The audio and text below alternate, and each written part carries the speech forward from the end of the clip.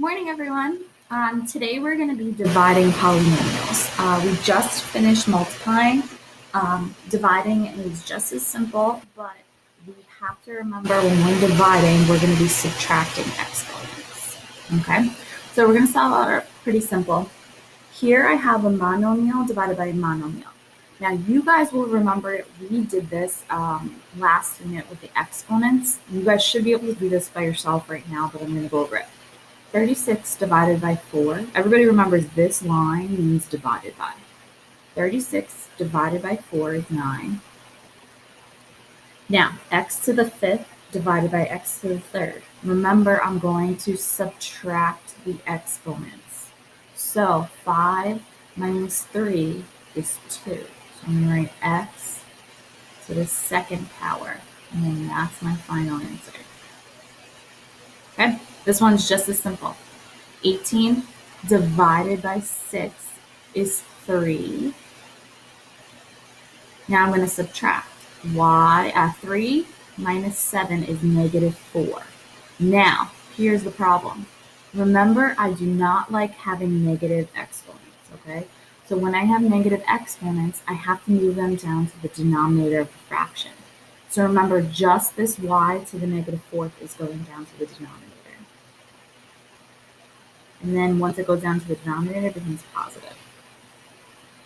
That's a 4. And then the 3 still stays on top. And that's it. And that's your final answer. We could have ones with different variables as well. Again, we're just subtracting the like variables, okay? 20 divided by 24 does not go in evenly. We're going to end up with a fraction. So what goes into both 20 and 24? Well, 4 does, okay? So I'm going to divide both of those by 4. Here's my fraction bar. 20 divided by 4 is 5. 24 divided by 4 is 6. So I'm going to have 5 6. So I'm going to write 5 over 6.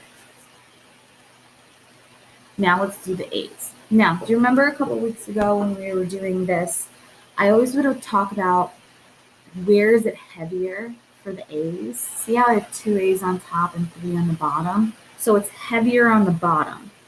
So that means that the A is going to be on the bottom because 2 minus 3 is going to be negative 1. And I don't want negative exponents, but A to the 1st is going to be on the bottom because it's heavier. There's more A's on the bottom.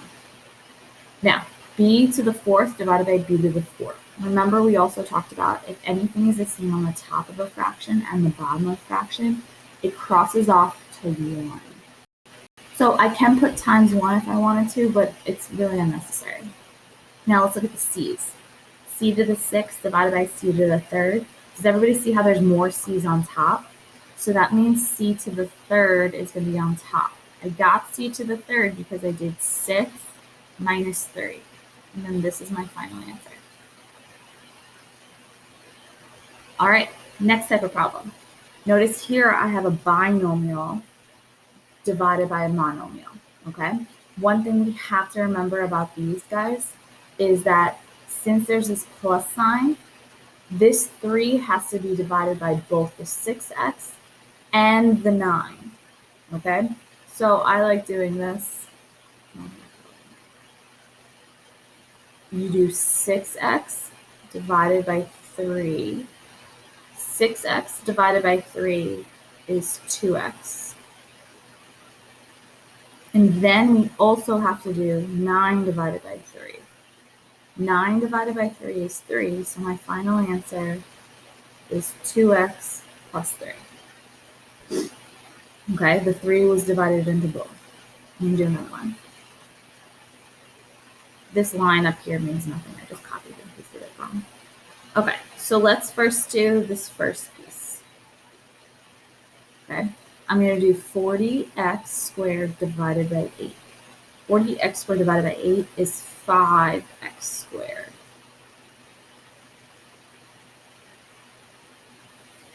Then I'm going to do negative 8x divided by 8. And I get negative 1x. You guys didn't have to put that -1. If you guys just wanted to write 5x squared minus x, that's also okay, but I'm going to leave it like that. And then this last one. Just remember, if something doesn't have an exponent, there's really a 1. Okay. So I'm going to do 7n squared divided by 7n. Okay. I get 7n squared divided by n to the first. That's 2 minus 1 is n to the first. So I could write n to the first. Again, you don't have to put that 1. You can if you want. And then I'm going to do 4n divided by n. The n's are going to cross off, which is just a +4. So we're going to write +4. And that's it.